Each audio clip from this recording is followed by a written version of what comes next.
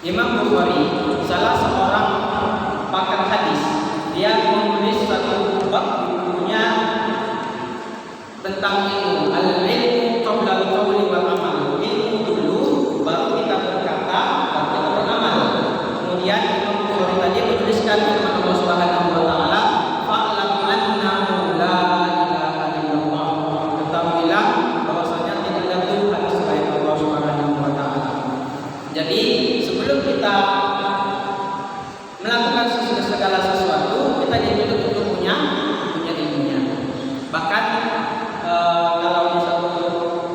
hal, misalnya ada orang yang non muslim misalnya, kita tidak boleh memaksa orang untuk masuk Islam sebelum kita ajarkan. Dan setelah orang masuk Islam pun kita ajarkan agama Islam. Karena apa? Allah Subhanahu wa taala berfirman, la ikraha fid din, tidak ada paksaan dalam beragama. Jadi paksaan dalam agama ini bukan berarti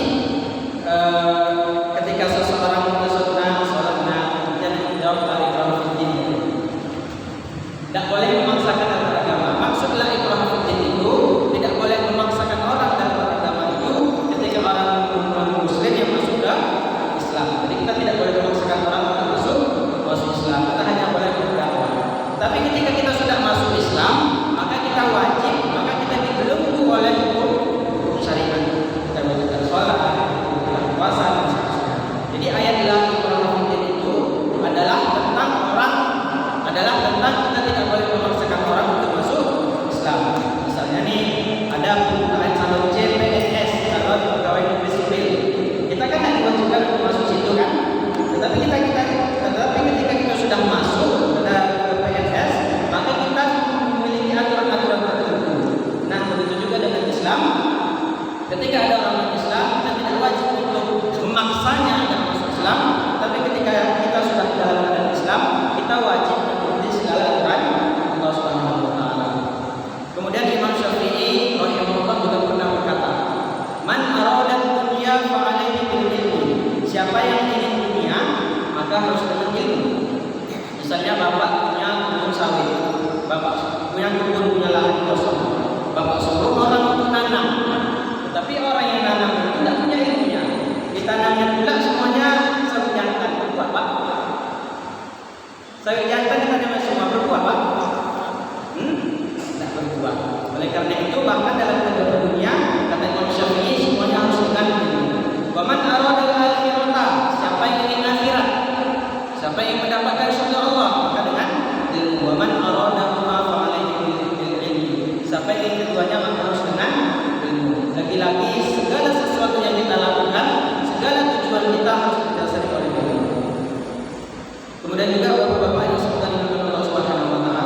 Kemudian penulis mengatakan lagi, "I'lam bi annahu la yuftaradu ala kulli muslimin wa muslimatin talabu kulli ilmin." Itu yang di paragraf kedua.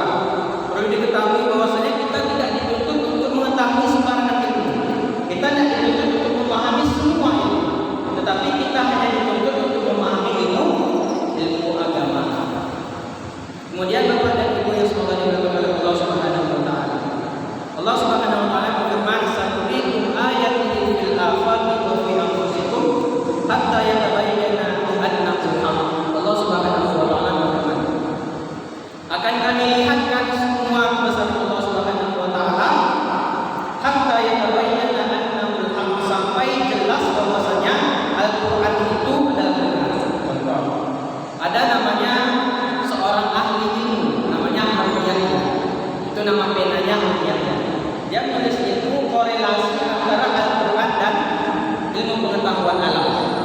Nah, contohnya, dia menulis buku tentang besi. Jadi besi pun ada dalam Quran. Dari mana asal usul besi? Dalam surat Al-Hadid Allah Subhanahu wa taala berfirman, "Wa anzalnal hadida fihi ba'sun syadidun wa manafi'un linnas." Jadi 1400 tahun yang lalu Allah telah mengabarkan kepada Nabi Muhammad bahwasanya besi itu ada manfaatnya. Makanya dalam salah satu teori terbentuknya bumi ini ada teori Big Bang. Teori terbentuknya dua hal besar sampai terbentuk alam semesta ini. Maka besi itu oleh para ilmuwan, mereka mengatakan bahwa besi itu dari luar angkasa. Anzalnal hadida, maka kami turunkan besi dulu sebelum terbentuknya bumi ini. Itu diantaranya. Dan contoh kedua dalam tayamum. Ketika tayamum, walam tajidu ma'an, ketika kita tidak dapat air maka dengan debu, dengan tanah. Nah, kenapa harus tanah? Seorang penulis saja mengatakan karena di tanah itu ada zat yang bisa melekat, ada zat yang bisa menarik kotoran dari badan kita. Contoh misalnya ketika sendal kita dijilat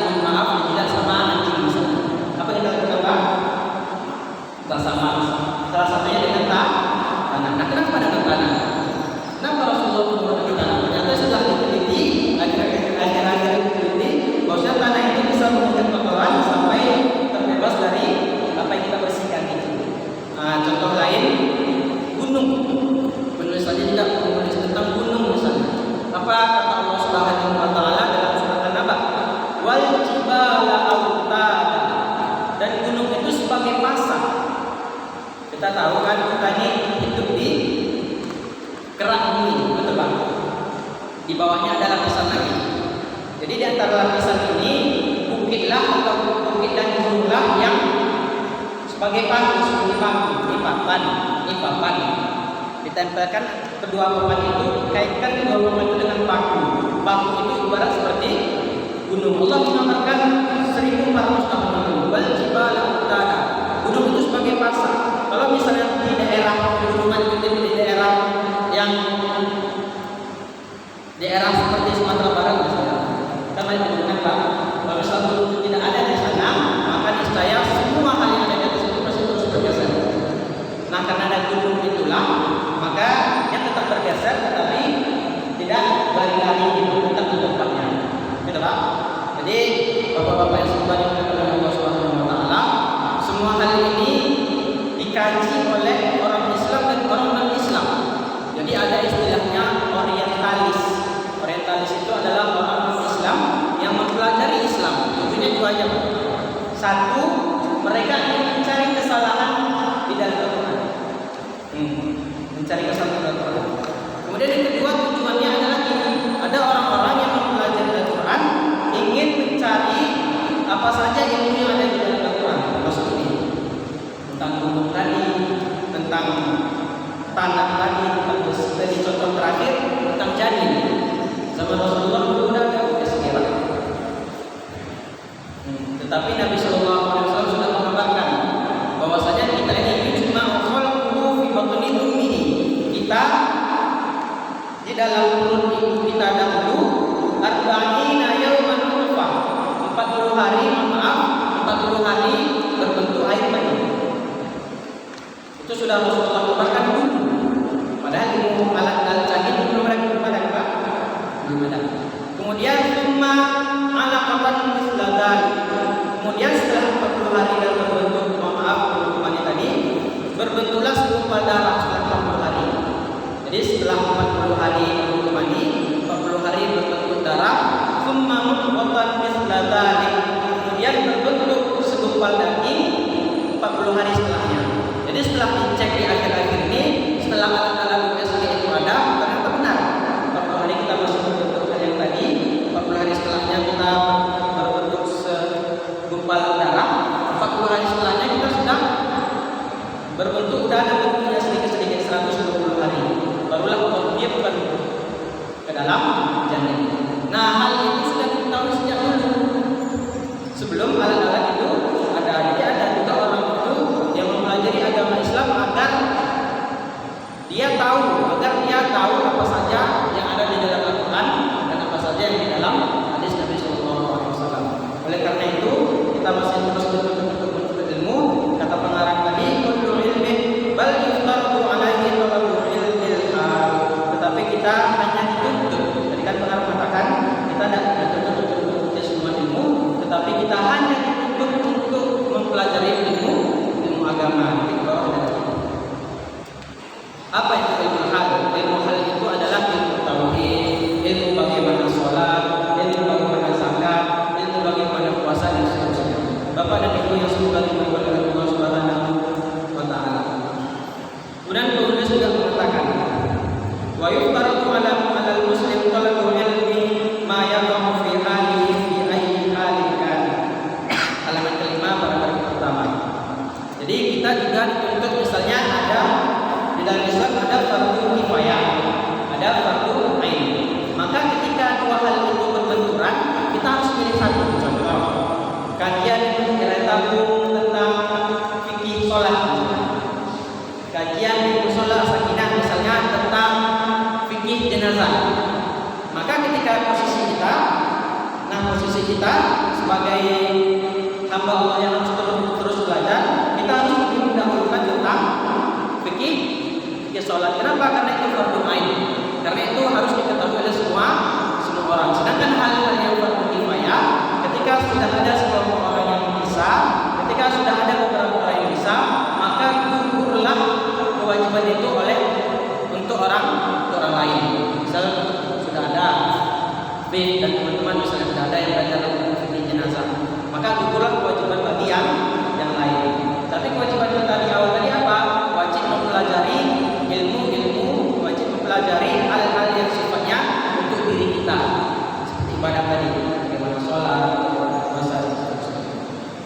Sama juga misalnya ketika kita disuruh untuk belajar, di Masjid Raya Tapung ada fikih sama Dr. Arsyad. Nanti di Musola Sakinah ada belajar ilmu faraid, ilmu waris. Nah, ketika sudah ada sekelompok orang yang belajar di situ, yang sudah ada belajar di situ, maka orang lain tidak wajib mengikutinya. Jadi kita pilih, Pak. Ada fikih prioritas mana hal yang paling penting, kemudian dibawa dan seterusnya. Ya, Pak. Bapak dan Ibu yang semoga diberkati oleh Allah Subhanahu wa taala, itu di antara apa yang dikatakan oleh pengarang tadi. Kemudian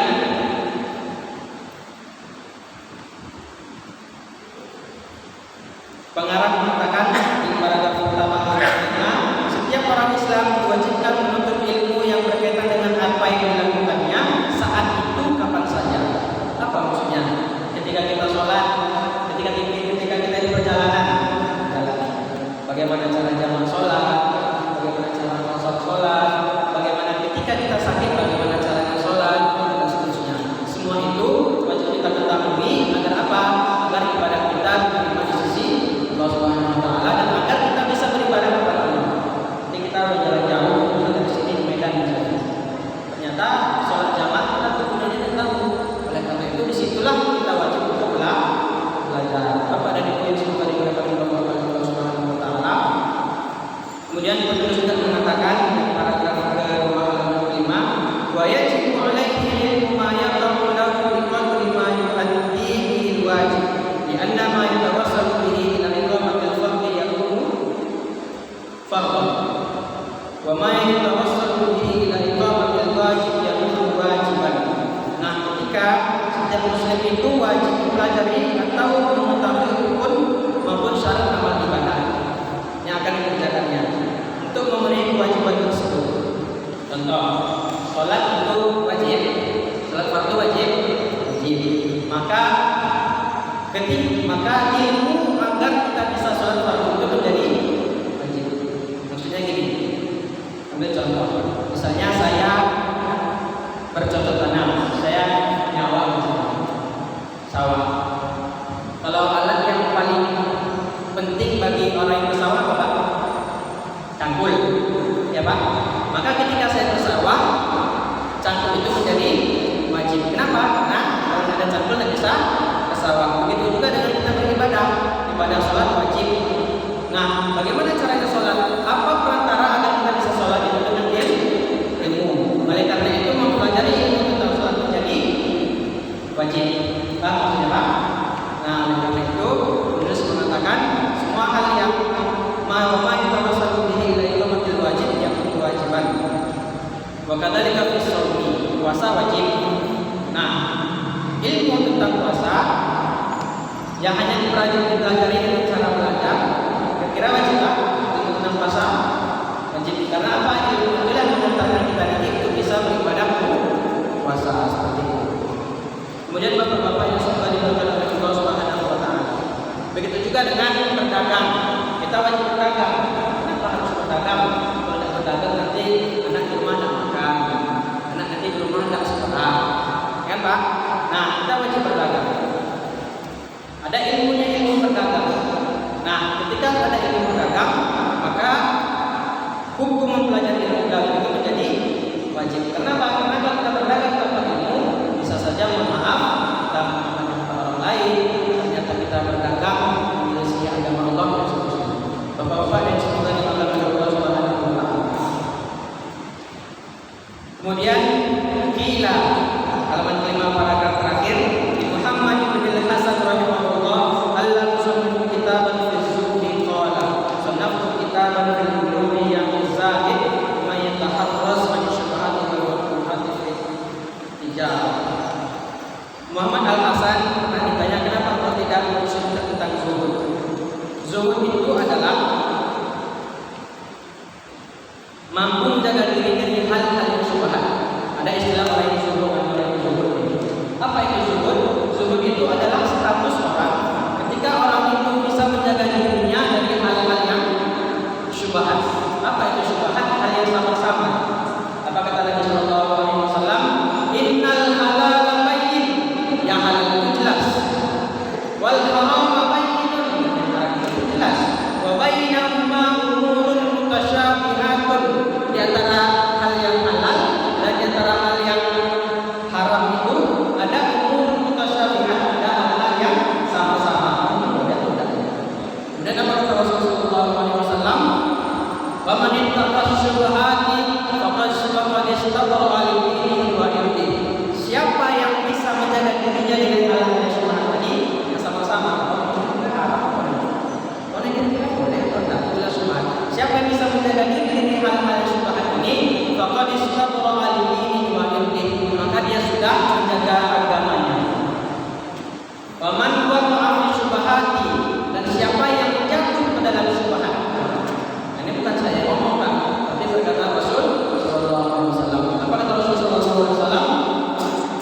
Faman waqa'a fi syubhati faqad waqa'a fil haram. Maka ketika ada orang yang terus-menerus berulang dengan hal-hal yang syubhat, dia terus berulang dengan hal-hal yang syubhat, maka dia sungguh sudah masuk ke dalam hal yang haram. Itu namanya. Jadi karena itu kita dituntut untuk menjadi zuhud. Nah, zuhud tadi itulah kita hal yang halal jelas, yang haram pun jelas. Ada yang sama-sama kita sama-sama menjaga diri kita untuk tidak menyentuh hal yang sama-sama yang tidak jelas itu. Bapak-bapak yang suka dimuliakan Allah Subhanahu wa taala.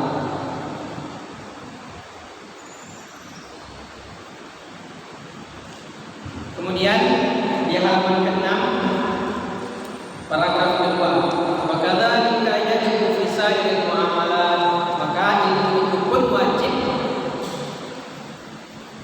ketika kita bermuamalah dengan orang. Seperti yang pernah kita bahas sebelumnya, bahwasanya dalam hal membangun rumah pun agama kita mengajarkan bahwasanya kita membangun rumah diisi dulu ke tetangga. Maksudnya apa? Kita bangun rumah tinggi, takut tetangga yang di samping kita itu nanti ada cahaya matahari, terhalang rumah dia dapat lagi dan seterusnya. Sampai harus ketika ada tetangga, ketika misalnya kita masak gulai, tahu kita tetangga itu kurang makanan. Jangan sampai uang gulai kita itu tercium sama tetangga, sedangkan kita tidak memberinya. Apa kata Rasulullah SAW? Dia tidak orang yang itu Nabi yang bilang. Nah, sampai hal muamalah pun kita harus mengetahui juga. Bapak dan Ibu yang semoga diberkati Allah Subhanahu wa taala. Wa syaraful ilmi la yakhfa 'ala ahadin idh huwa mukhtasun bil insaniyah. Halaman ke-6 paragraf terakhir, tidak ada seorang pun yang meragukan akan pentingnya ilmu pengetahuan karena itu khusus dimiliki umat manusia. Adapun selain itu, selain ilmu itu bisa dimiliki manusia dan juga bisa dimiliki oleh makhluk Allah yang lain. Artinya apa?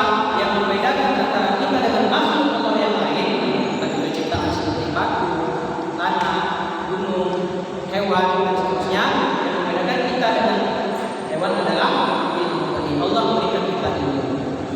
Wa bihi Allah Ta'ala fadla Adam. Dan karena ilmu itu juga lah Allah memuliakan Adam. Sudah pernah kita bahas bahwasanya Allah Subhanahu wa taala memuliakan Nabi Adam alaihissalam karena ilmu. Wa 'allama Adam al-asma'a. Allah mengajarkan Nabi Adam alaihissalam semua ilmu. Kemudian Allah suruhlah para malaikat wa amara bisujudi lahu. Allah suruh para malaikat untuk sujud kepada Nabi Adam alaihissalam. Bukan sujud menyembah, tapi sujud penghormatan dan sujud mengikuti perintah Allah Subhanahu wa taala.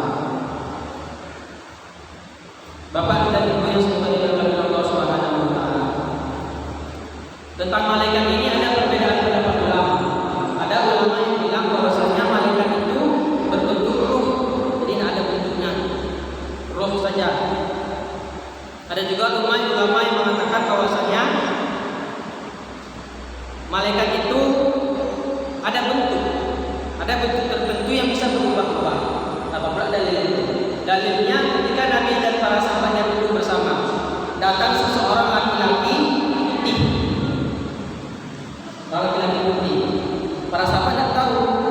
Ketika orang laki-laki ini datang, dia langsung duduk di dekat Rasulullah, menyandarkan lututnya di lutut Rasulullah SAW, bertanya tentang apa itu Islam, bertanya tentang apa itu iman, dan bertanya tentang apa itu ihsan. Singkat cerita, ketika seseorang tadi pergi, para sahabat bertanya, ya Rasulullah, siapa itu?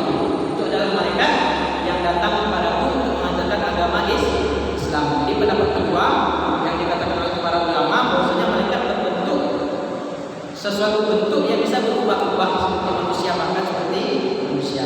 Itu pendapat ulama tentang para malaikat. Intinya Allah memuliakan manusia memuliakan Nabi Adam sampai sekarang daripada makhluk Allah yang lain karena ini. Bapak dan Ibu yang semoga dimuliakan oleh Allah Subhanahu wa taala. Kemudian di halaman ke-7, wa inna ma syaraful ilmi li kaunihi wasilatan ila taqwa. Dan ilmu itu jugalah yang akan membawa kita kepada takwa agar kita bertakwa kepada Allah Subhanahu wa taala. Dalam surat Al-Hujurat Allah Subhanahu wa taala berfirman, ya ayyuhalladzina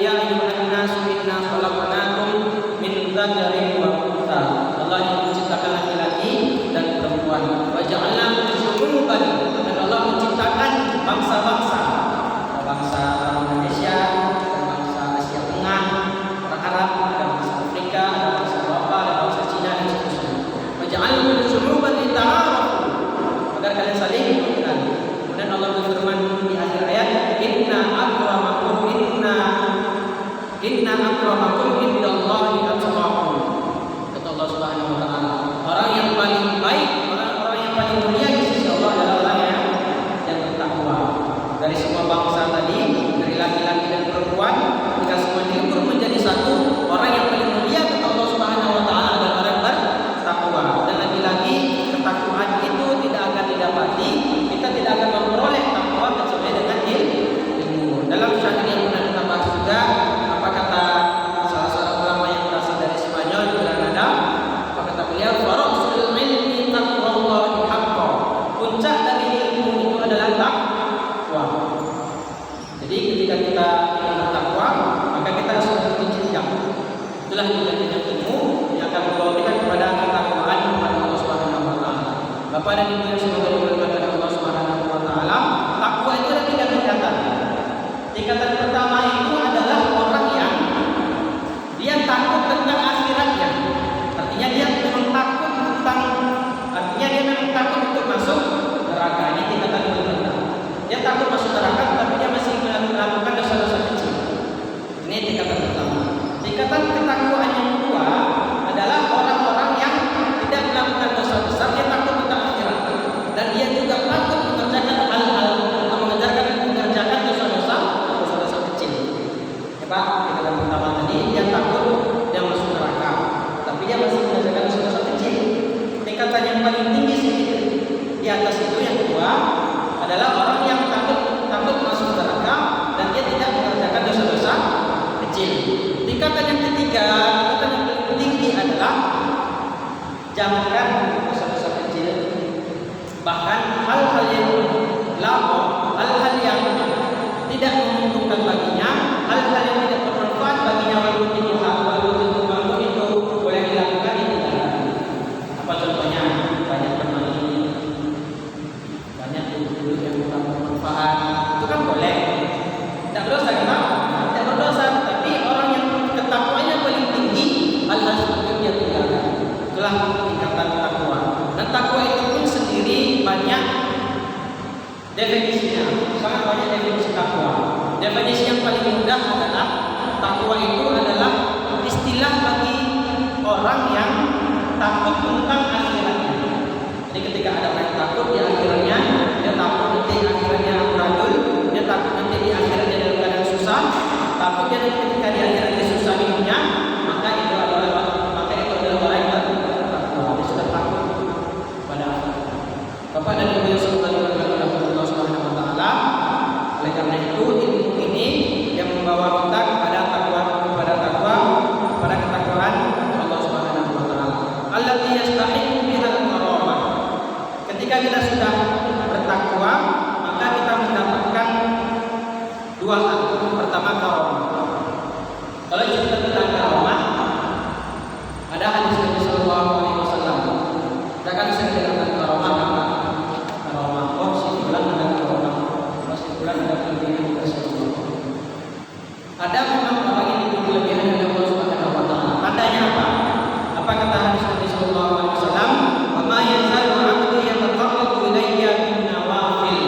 Ketika misalnya Bapak melihat seseorang dia sakti.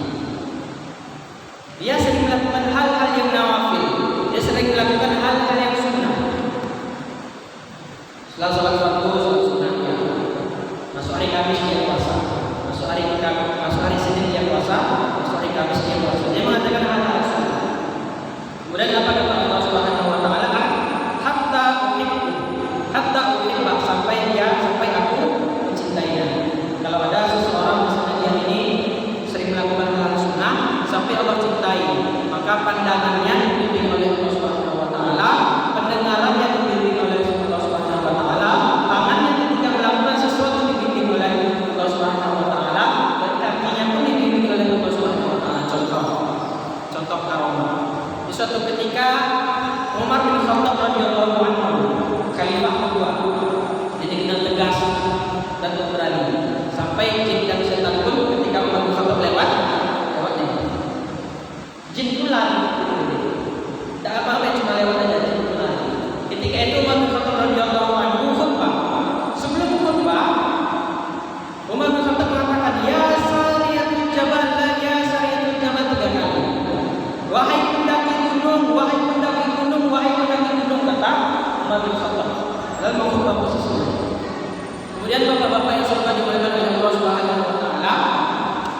Ketika itu jamaahnya bingung, kenapa Umar bin Khattab ini? Ada masalah apa? Lalu singkat cerita, ternyata di tempat lain ada orang yang sedang berperang. Kaum muslimin ketika itu dikepung oleh kaum musyrikin. Di kaum muslimin di tempat yang lain, Umar bin Khattab di Madinah, sahabat Nabi tadi tempat yang lain. Ternyata mereka dikepung oleh orang lain. Lalu ketika itu Umar bin Khattab ketika sebulan setelah itu datang seseorang yang telah berperang tadi. Orang yang berperang tadi cuma itu dia datang kepada Umar bin Khattab. Wahai Umar bin Khattab, ketika kami sedang istirahat, kami mendengarkan orang yang berkata, ya Sahiyatul Jabal, wahai orang yang mendaki gunung.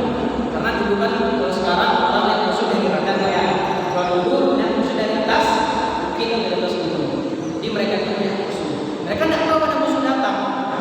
Tetapi ketika itu Umar bin Khattab dia tidak tahu ada jauh posisinya sangat jauh. Tetapi Umar bin Khattab Allah kasih penglihatan. Umar bin Khattab Allah kasih penglihatan bahwasanya akan ada musuh yang datang. Oleh karena itu apa kata Umar bin Khattab di hari Jumat itu? Ya Sahiyatul Jabal, wahai para pendaki gunung, bersiap-siaplah kalian. Jadi kata yang datang tadi kepada Umar bin Khattab, wahai Umar bin Khattab, kami satu bulan yang lalu mendengarkan bahwasanya ada orang yang berkata, ada orang yang memperingatkan kami bahwasanya akan ada musuh yang datang. Kira-kira itu lawan Allah. Maaf ceritanya agak kurang pas, tapi intinya Allah kasih penglihatan, namanya jauh. Allah kasih penglihatan bahwasanya nanti akan ada musuh yang datang. Singkat cerita, sahabat Nabi tadi yang masih hidup yang berperang ketika itu, mereka pernah melawan musyrikin. Karena apa? Karena sudah diperingatkan oleh Umar bin Khattab radhiyallahu anhu. Ceritanya Pak, agak putar-putar dikit, tapi intinya Umar bin Khattab radhiyallahu anhu Allah kasih kelebihan, Allah kasih karomah. Karena apa? Karena Allah cinta kepada Umar bin Khattab radhiyallahu anhu. Ketika kita ingin dicintai Allah, maka hendaklah kita mengerjakan hal yang nawafil, hal-hal yang disunahkan Allah. Kalau orang mengerjakan hal yang sunnah, pasti dia mengerjakan hal yang wajib dikerjakan, hal-hal yang sunnah dikerjakan. Kita sholat sunnah, ketika habis puasa, hari Senin puasa, dan seterusnya. Hatta ulillah Allah, sampai aku mencintainya. Jika ada orang seperti itu, maka akan Allah mencintai. Itu yang pertama. Kemudian yang kedua, ketika kita sudah bertakwa, maka kita akan mendapatkan as-sa'adatul abadiyah. Kita tidak membohongi diri sendiri. Setiap kita pasti pernah melakukan dosa. Tetapi ketika kita melakukan dosa di dunia ini, hal-hal yang sifatnya duniawi pasti enaknya sementara, betul? Itu dosanya. Sifatnya itu sementara. Tetapi ketika kita bertakwa kepada Allah, kita menjalankan agama Allah, maka ketenangan itu, kebahagiaan itu akan abadi, akan kekal nanti di akhirat. Bapak dan Ibu yang semoga dimuliakan Allah Subhanahu wa taala. Kama qila li Muhammad bin Hasan bin Abdullah, ada satu bait syair. Jadi kalau orang rojo, saya orang rojo, ada istilahnya bersiacung. Siacung tahu? Ustaz Salimudin mungkin tak tahu siacung. Tak tahu? Tidak tahu. Itu seperti ini, seperti saling sambut menyambut pantun. Atau misalnya kalau orang Melayu itu ketika sebelum menikah dan nanti tukang pemandu pantunnya, pernah lihat Pak? Nah itu kebiasaan kita. Sedangkan kebiasaan orang Arab itu ketika ada hal apapun dia buat syair. Ini salah satu syair. Apa kata pensyair tadi? Ta'allam fa innal ilma zaitun li ahli. Belajarlah karena sesungguhnya ilmu itu adalah menghias bagaimana pemiliknya. Ketika kita punya ilmu, maka kita sudah menghias diri kita sendiri. Kemudian pensyair tadi mengatakan wa kun mustafidan kulla yaumin ziyadah. Setiap hari hendaklah kita dapat ilmu baru. Oh, jadi Mas Kereta Pun pengajian alhamdulillah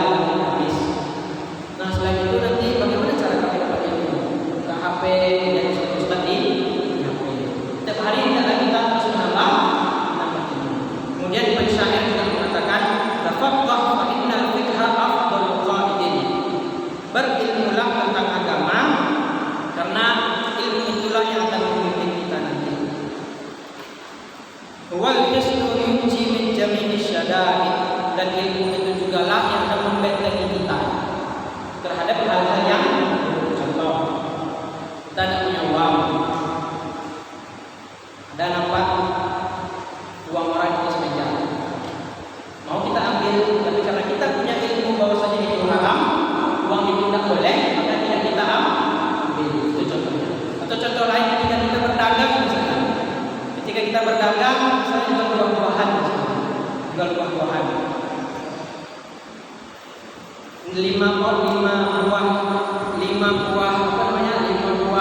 jeruk misalnya, 5 buah jeruk itu 1 kilo, tapi kilonya kita akali, kita mau agar untuknya besar, kilonya kita akali agar untuknya besar. Tapi ketika kita punya ilmu, kita tahu ilmu itulah yang akan membentengi kita dari melakukan hal yang curang tadi. Sama, jadi ilmu itu akan membentengi kita dari hal-hal yang tidak disukai Allah. Tapi kalau misalnya kita tidak berilmu, tidak tahu, habis kenapa sih itulah mempunyai ilmu agar kita berada di jalan Allah Subhanahu wa taala. Kemudian masuk ke halaman ke-8, pengarang mengatakan kadzalika fi sa'iril akhlaqi nahjuni. Dan begitu juga tentang mempelajari akhlak yang terpuji dan tercela, kita juga harus tahu seperti watak murah hati, kikir itu apa saja nanti akibatnya, penakut apa nanti akibatnya, ketika kita sombong nanti apa akibatnya bagi diri kita, ketika kita rendah hati apa untungnya bagi kita, ketika kita bisa menjaga diri dari keburukan apa nanti untungnya bagi kita, dan seterusnya. Bapak-bapak dan ibu-ibu yang semoga diberkati Allah Subhanahu wa taala. Kemudian kita lanjut ke halaman ke-9 paragraf kedua. Faqila bi anna ilma ma yaqamu ala nafsihi fi jami'il ahwali bi manzilati du'a. Karena bahwasanya mengetahui atau mempelajari amalan ibadah yang punya fardu ain ibarat makan. Jadi kan kita sudah bahas ada ilmu yang fardu ain, ada yang fardu kifayah. Yang fardu ain itu yang wajib kita semua tahu itu seperti makan. Makan bisa diwakilkan, makan tidak bisa diwakilkan. Beda cerita nanti misalnya yang muda-muda ini kan yang berpikirkan katakan kalau dia mau kenyang, ketika melihat kau makan itu tidak kenyang. Itu kira-kira betul tidak? Tidak betul, hanya bulan belaka. Kalau orang makan, kita nampak orang makan, kita tambah lapar ya. Itu juga seperti ini juga tentang fardu ain. Seperti itu juga fardu ain. Maka fardu ain itu diibaratkan seperti makan yang tidak bisa diwakilkan. Itu fardu ain tadi, seperti cara sholat, cara berakhlak dan seterusnya. Itu fardu ain wajib kita semua tahu. Yang fardu kifayah itu seperti dawa, seperti obat.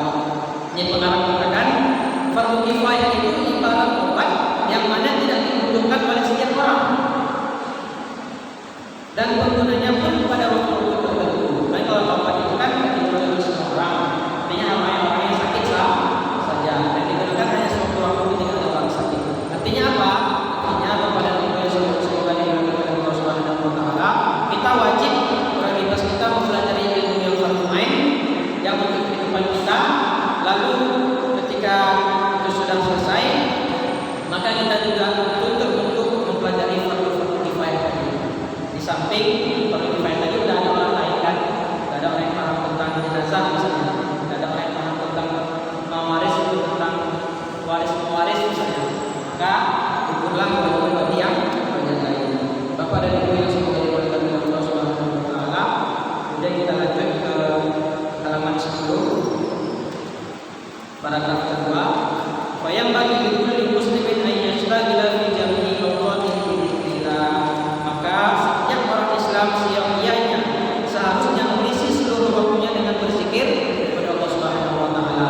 Kita pernah cerita tentang seorang bapak penjual roti yang dia itu terus berzikir kepada Allah Subhanahu wa taala sampai Allah Subhanahu wa taala mengabulkan semua keinginannya. Dan kita juga dituntut berdoa. Allah Subhanahu wa taala berfirman, "Qala rabbukum ud'uuni astajib lakum." Berdoalah kepadaku kata Allah, astajib lakum, akan aku kabulkan. Bapak dan Ibu yang semoga diberkati Allah Subhanahu wa taala, wa qiraatil Quran, dan membaca Al-Qur'an.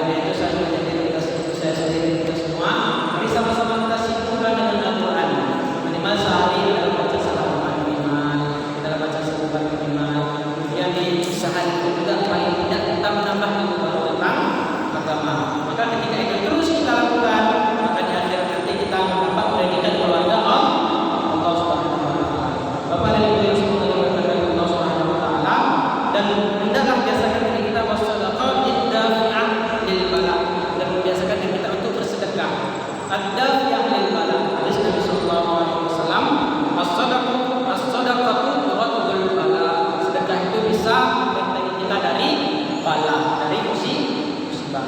Kalau mau sedikit musibah di dunia, kalau mau Allah lindungi kita dari musibah, maka rajin-rajin bersedekah. Bapak dan Ibu yang sekalian berkata Allah Subhanahu wa taala, ini segmen terakhir tadi. Ketika kita di awal ngomong yang wajib kita pelajari itu hanya agama saja kan?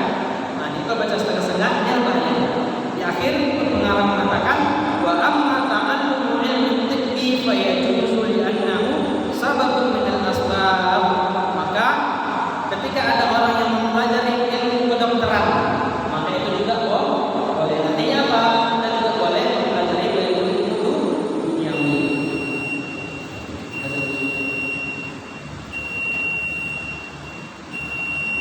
Habis paragraf kedua ya. Artinya apa? Artinya kita dituntut untuk mempelajari ilmu agama dan kita juga dituntut untuk mempelajari ilmu duniawi. Oh, nanti ketika bisa kita punya keturunan, punya anak, atau kita punya cucu, suruh anak itu masuk ke sekolah yang agama, maksudnya pesantren. Setelah pesantren nanti terserah dia mau jadi apa. Entah dia mau jadi PNS, entah dia mau jadi polisi, entah dia mau jadi pengusaha, terserah dia. Intinya ketika dia dari SD sampai ke aliyah, sampai ke SMA, dia sudah tahu siapa Tuhannya, dia sudah tahu cara beribadah, dia sudah tahu cara berbakti kepada orang tua, dia sudah tahu bagaimana cara memberi pahala kepada orang tua. Jadi pengarang di akhir mengatakan bahwasanya kita dituntut untuk mempelajari ilmu agama yang fardu ain dahulu, seperti sholat dan seterusnya tadi. Dan di sisi lain ada nanti orang-orang khusus yang dia sudah fardu ain, dia sudah tahu. Kemudian dia masuk ke fase kedua, dia belajar fardu kifayah seperti jenazah tadi, seperti ilmu mawaris dan seterusnya. Dan kemudian juga pengarang mengatakan bahwasanya ilmu pun kita harus tetap ketahui. Bapak dan Ibu yang semoga diberkati oleh Allah Subhanahu wa taala. Paragraf terakhir.